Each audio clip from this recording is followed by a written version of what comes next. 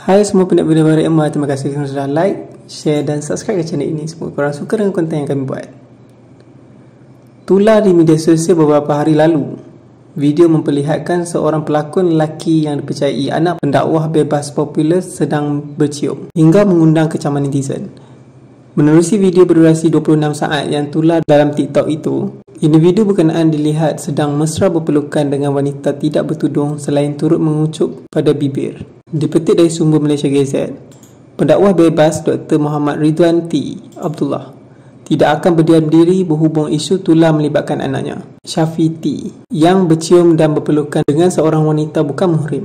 Mengakui iman tidak dapat dijual beli, Muhammad Ridwan berkata, insiden yang melibatkan anaknya itu merupakan kelemahan daripada dirinya sendiri. Benar sekali, iman tidak dapat diwarisi, tidak dapat dijual beli. Moga semua ini tidak terjadi pada kalian semua.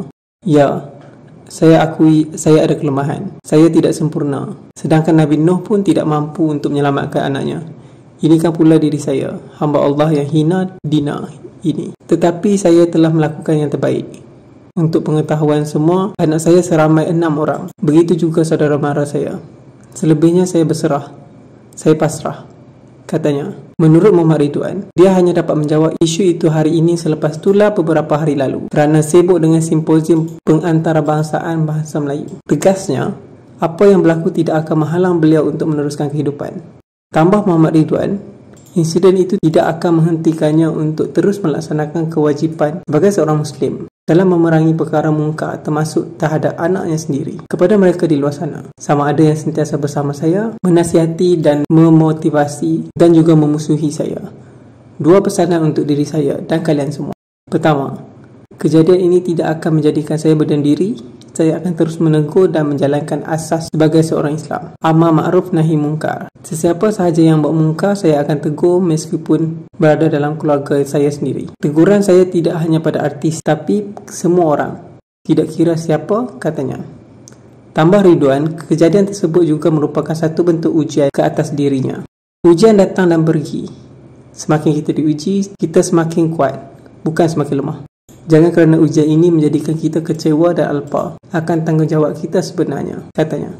Dalam kenyataan yang disiarkan di Facebooknya, pendakwah bebas itu berkata, kesibukan membentang kertas kerja bahasa Melayu dan pembinaan negara menyebabkan beliau tidak dapat menjelaskan isu terbabit. Muhammad Ridwan bagaimanapun bersyukur dan berterima kasih kerana ramai yang mengambil berat tentang diri dan anaknya dalam isu tersebut. Ramai yang sayang saya dan keluarga saya. Pada yang bersama saya memberikan nasihat, menegur cara baik, moga Allah merahmatimu. Pada yang bertepuk tangan dan menggembira, terima kasih juga seadanya, kata Muhammad Ridwan. Jelas beliau, Syafi T, merupakan anak kedua dan berminati bidang seni setelah tamat belajar. Sebagai bapa, beliau telah menasihati Syafi mengenai dunia seni yang juga telah beliau ceburi semenjak memeluk Islam lebih 30 tahun. Menurut Muhammad Ridwan, beliau tidak melarang anaknya terlibat dalam bidang seni, namun mengingatkan agar pandai membawa diri. Orang miskin diuji dengan kemiskinan, orang kaya diuji dengan kekayaan, orang berilmu diuji dengan ilmunya, orang bodoh diuji dengan kebodohannya, orang soleh diuji dengan kesolehannya, pemimpin diuji dengan kepimpinannya. Pendek kata,